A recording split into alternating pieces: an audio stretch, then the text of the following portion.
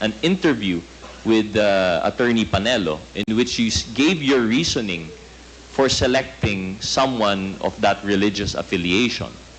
So, how can you say now, Mr. President, na hindi totoo yung affidavit ni Garma when there are bits and pieces of facts there that you yourself corroborated? Bits and pieces naman kaya. It cannot be the whole of the affidavit that we're saying now. Hindi naman hindi ko maintindihan kung anong pinagsasabi niya.